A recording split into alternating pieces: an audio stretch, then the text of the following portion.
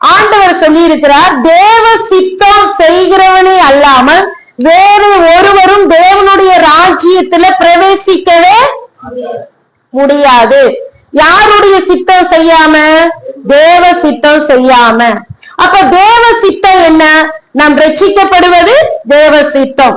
நம்ம ஆண்டவரை துதிப்பது தேவனுடைய சித்தம். நம்ம ஆண்டவருடைய பிள்ளையாக மாறுவது தேவனுடைய சித்தம். ஒருவரும் கெட்டு போகாமல் இருந்து ரட்சிக்கப்படுவது தேவனுடைய சித்தம்.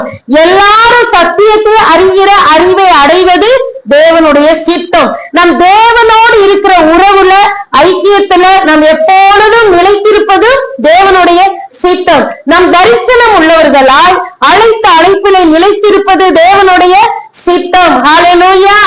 அடுத்து நாம் எப்பொழுதும் அவருடைய சித்தம் செய்கிறவர்களாய் இருக்க வேண்டும் என்பதுதான் அவருடைய சித்தம். ஆமென். அப்ப நம்ம ரட்சிக்கப்பட்டுட்டோமா? கர்த்தரை ஆராதிக்கிறோமா? கர்த்தரை துதிக்கிறோமா? ஆண்டவரை நோக்கி செபிக்கிறோமா? எல்லாமே செய்திருக்கிறோம். ஆமா, ஆமேனா இல்லையா? ஹல்லேலூயா. ஜெபம் கண்டிப்பா நம்ம செய்வோம். ஆராதனை கண்டிப்பா நம்ம செய்வோம். தேவனை எப்பொழுதும் மகிமைப்படுத்துவோம், துதிப்போம். ஆமேன் தானே? ஆனா இன்றைக்கு ஆண்டவர் அவருடைய சித்தம் என்னவென்று ஒரு சில வசனங்களை நம்மளுக்கு காண்பித்து கொடுப்பார். நாம ரட்சிக்கப்பட்டுட்டோம், அவருடைய சித்தத்தின்படியே சத்தியத்தை அறிகிறோம், அவருடைய சித்தத்தின்படியே நம்ம கெட்டு போகாமல் இருக்கும்படி அவருடைய இரத்தத்தினால கழுவப்பட்டு பாவ மன்னிப்பை பெற்றுக்கொண்டு சத்தியத்தினாலே ஒவ்வொரு நாளும் நம்ம என்ன செய்யப்பட்டு கொண்டிருக்கிறோம்? சுத்திகரிப்புக்கு நேராக தேவன் நடத்துகிறார். ஆனா இன்றைக்கு ஆண்டவர் நம்மளிடத்துல விரும்புகிற ஒரு காரியம் என்ன? ஜெபிக்கிற பிள்ளைகளிடத்துல தேவன் எதிர்பார்க்கிற தேவ சித்தம் என்ன? ஊழியம் செய்யக்கூடிய தேவ பிள்ளைகளிடத்துல தேவன் எதிர்பார்க்கிற ஒரு தேவ சித்தம் என்ன? அதை குறித்து நாம் தியானிக்க போகிறோம். 1 தெசலோனிக்கேயர் 5ஆம் அதிகாரத்தை நாம் எடுத்துக்கொள்ளலாம். 1 தெசலோனிக்கேயர் 5ஆம் அதிகாரம், அதுல 14 இருந்து வாசிக்கலாமா? எடுத்தாச்சா? 1 தெசலோனிக்கேயர் 5ஆம் அதிகாரத்துல 14 இருந்து வாசிக்கலாம். மேலும் சகோதரரே, நான் உங்களுக்கு போதிக்கிறது என்னவென்றால், ஒழுங்கு இல்லாதவர்களுக்கு புத்தி சொல்லுங்கள், திடனற்றவர்களை தேற்றுங்கள், பலவீனரை தாங்குங்கள், எல்லாரிடத்திலும் நீடிய சாந்தமாயிருங்கள், ஒருவனும் மற்றொருவன் செய்யும் தீமைக்கு தீமை செய்யாதபடிக்கு பாருங்கள்.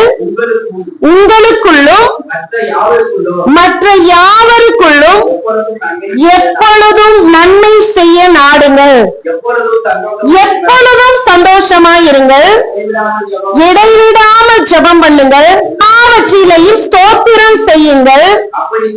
அப்படி செய்வது கிறிஸ்து இயேசுவுக்குள் உங்களை குறித்து தேவனுடைய சித்தமாய் இருக்கிறது. கிறிஸ்து இயேசுவுக்குள் உங்களை குறித்து தேவனுடைய சித்தமாய் இருக்கு. இன்னொரு வசனம், எபேசியர் 2ஆம் அதிகாரம் 10வது வசனத்தை வாசிக்கலாமா? எபேசியர் 2:10. அங்கு என்ன சொல்லப்பட்டிருக்குன்னா, ஏனெனில் நற்கிரிகைகளை செய்கிறதற்கு நாம் கிறிஸ்து இயேசுவுக்குள் சிருஷ்டிக்கப்பட்டு தேவனுடைய செய்கையாய் இருக்கிறோம். அவைகளில் நாம் நடக்கும்படி அவர் முன்னதாக அவைகளை ஆயத்தம் பண்ணி இருக்கிறார். ஆமென். ஹல்லேலூயா. சொல்லுங்க பார்க்கலாம். நாம் கிறிஸ்து இயேசுவுக்குள் சிருஷ்டிக்கப்பட்ட நோக்கம், கிறிஸ்து இயேசுவுக்குள் மறுபடியும் பிறந்த நோக்கம், கிறிஸ்துவின் பிள்ளைகளால், இந்த உலக சாயலாய் அல்ல, தேவனுடைய சாயலால், தேவனுடைய ரூபமாய் மறுபடியும் பிறந்த நோக்கம். மறுபடியும் யாருக்குள்ளாக பிறந்தோம்?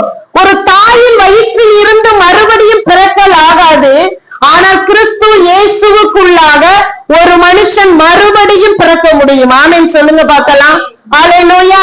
அப்ப கிறிஸ்து இயேசுவுக்குள் ஒரு மனுஷன் பிறக்கிறதின் நோக்கம் என்னன்னா, நற்கிரியைகளை செய்கிறதற்கு. அபிஷேகம் பெற்ற பிள்ளைகளுக்கு இந்த ஞானம் வேணும். ஞானஸ்தானம் எடுத்து தேவனோட உடன்படிக்கை பண்ணி கிறிஸ்து இயேசுக்குள் ஒவ்வொரு நாளும் சத்தியத்திலே வளருகிறதின் நோக்கம் என்ன? ஏன் சத்தியத்திலே வளர வேண்டும்? ஏன் சத்தியத்திலே நிற்க வேண்டும்? ஏன் சத்தியத்தின்படி வாழ வேண்டும்னா, சத்தியம் ஒரு நற்செய்தி. ஹல்லேலூயா. நல்ல மனிதனாக நல்ல வாழ்க்கை வாழ்வதற்கு சத்தியம் தேவை. உண்மையான வார்த்தைகள் தேவை. ஹல்லேலூயா. அப்ப ஆண்டவர் இயேசு கிறிஸ்துவுக்குள்ளாக நாம் தெரிந்து கொள்ளப்பட்டதின் நோக்கம் என்ன? அழைக்கப்பட்டதின் நோக்கம் என்ன? அபிஷேகம் பண்ணப்பட்டதின் நோக்கம் என்ன? மறுபடியும் பிறந்ததின் நோக்கம் என்ன? பெயர் சொல்லி அழைத்ததின் நோக்கம் என்ன? கவனிங்க, நம்மளை தேவன் மறுபடியும் ஏன் கிறிஸ்து இயேசுவுக்கு பிறக்க செய்தாரேனா, நாம் நற்கிரியைகளை செய்யும்படிதான். ஹல்லேலூயா. நற்செய்திகளை அறிவிக்கும்படி, நற்கிரியைகளை செய்யும்படிக்கு, நற்செய்திகளை அறிவிக்கும்படிக்கு கிறிஸ்து இயேசுவுக்குள்ளாக நாம் சிருஷ்டிக்கப்பட்டு இருக்கிறோம். ஹல்லேலூயா. அந்த எண்ணம் நமக்குள்ள இருக்கிறதா? அந்த சிந்தனை நமக்குள்ள இருக்கிறதா? அதன்படி நடக்கணுங்கிற வாஞ்சை இருக்கா? அதன்படிதான் வாழ வேண்டுங்கிற எண்ணம் இருக்கா? நினைவுகள் இருக்கா? உணர்வுள்ள இருதயம் இருக்கா? அல்லது கிறிஸ்து இயேசுவை விசுவாசித்து மறுபடியும் பிறக்கிற அந்த அனுபவத்துக்குள்ள வந்து ஞானஸ்தானம் எடுத்து தேவனோடு உடன்படிக்கை பண்ணி தேவ ஆவியினால் நடத்தப்பட்டும் அபிஷேகம் பெற்றுக்கொண்டும் நாம் நற்கிரியைகளை செய்யாமல் நற்செய்திகளை அறிவிக்காமல், நற்செய்தினா என்ன? சுவிசேஷம் அறிவிக்கிறது. சுவிசேஷத்தை போல, தேவனுடைய வார்த்தையை போல இந்த உலகத்துக்கு நல்ல செய்தி வேற எதுவுமே இருக்க முடியாது. அல்லேலூயா. ஏன்னா தேவனுடைய வார்த்தை என்பது இந்த வானமும் இந்த பூமியும் அழிந்து போனாலும் அழிந்து போகாத ஒரு ஆசீர்வாதமான ஒரு நல்ல வார்த்தைனா தேவனுடைய வார்த்தை மாத்திரமே. அல்லேலூயா சொல்லுங்க. ஆகையால் இந்த உலகத்திலே நற்செய்தி அறிவிக்கும்படி நல்ல கிரியைகளை செய்யும்படிதான் கிறிஸ்து இயேசுவுக்குள்ளாக ஒரு மனுஷன் மறுபடியும் என்ன செய்யப்பட வேண்டும்? பிறக்க வேண்டும். அல்லேலூயா. அதுக்காக தான் தேவன் நம்மளை மறுபடியும் பிறக்கிற அனுபவத்துக்குள்ள நடத்துகிறார்.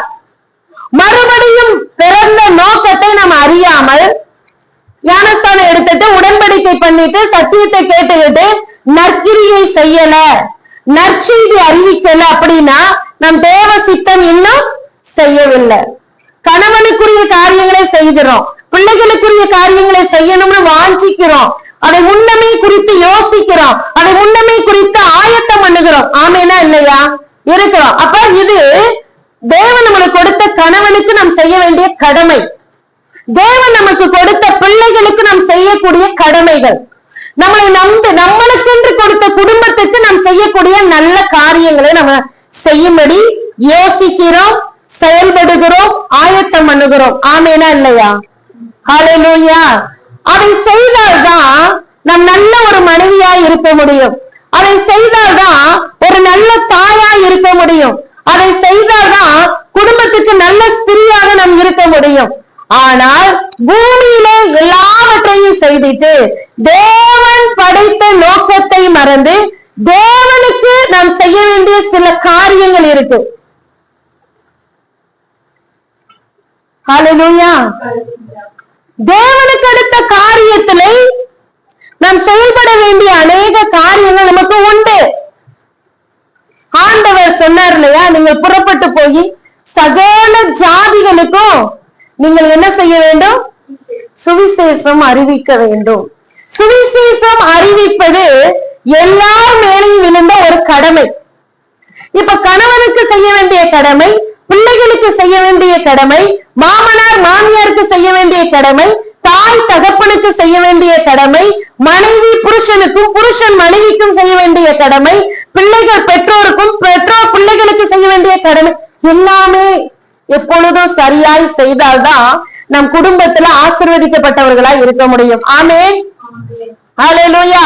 ஆனா ஆண்டவரோடு இருக்கிற உறவுல, ஆண்டவரோடு இருக்கிற இந்த வாழ்க்கையில ஆண்டவருக்காக செய்ய வேண்டிய சில கடமைகள் நமக்கு இருக்கிறது. அதுல ஒண்ணு சுவிசேஷம் அறிவிக்கிறது, நற்கிரிகைகளை செய்வது. ஆமென்.